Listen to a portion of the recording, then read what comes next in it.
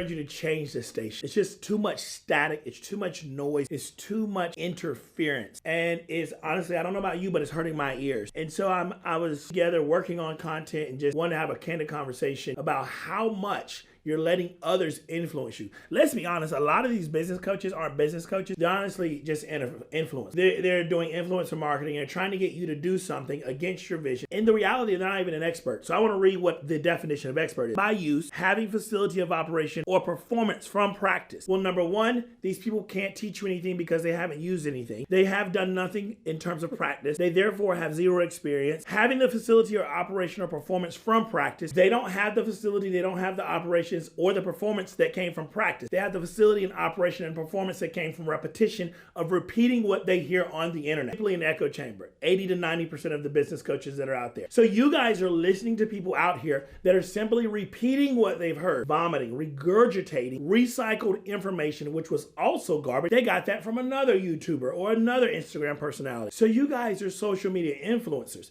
I've never seen the craze of people who are, and I see more personal trainers on TikTok that have never trained anyone or gotten any training themselves. They're just giving advice, compilation and highlight reel from what they've pulled off of some of the most popular YouTube videos. Can you actually do it? Number one, can you do it for yourself? How to make $1 million. My first time making $1 million was in 2000 and what? I think 2008. So 8, 9, 10, 11, 12, 13, 14, 15, 16, 17, 18, 19, 20, 21, 22 years. I think that's what they mean when they say having the facility or operation or performance from practice. I've been practicing this for a long time until 7 went to 8. And so I took another business to 7. So I was like, oh, let's do another business. So I practice this thing. It's down to a science. When you get into coaching, whether it be basketball, football, track, swimming, don't care what sport it is. I've coached people at the highest level, professional athletes that have won at the highest level, Olympic athletes. And one thing I will tell you, advice based on the athlete, what their potential, what their capacity is, what your belief in them, what you know they are capable of doing.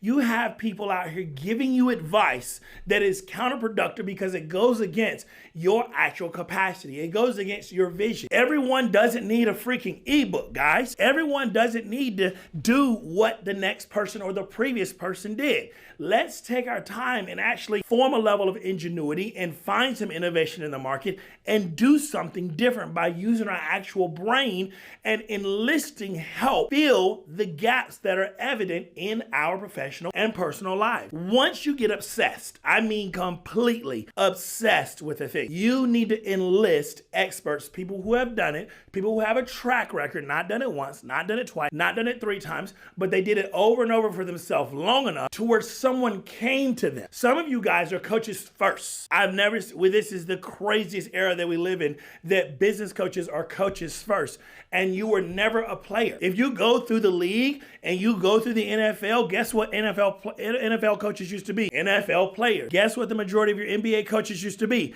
NBA players. They played the game at the highest level long enough to grasp an understanding. Then they went and sat under someone else as an assistant to learn, then to only go, hey, somebody else saw their greatness and said, we want you on our team. When is the last time someone actually wanted your advice and it was unsolicited and they just said, please help me. I've seen what you did for this person, that person, or the third. Or do you just have a bunch of followers that you more than likely bought and paid for and now think that knighted you and gave you a platform to give unsolicited advice, unmerited advice? Advice has never produced results for anyone outside of some type of scam. So when it comes down to it, I need you to stay focused. I need you to guard your ears. I need you to guard your mind. I need you to guard your heart and make sure you don't share your vision with people who are going to actually give you recycled, microwavable, counterproductive advice.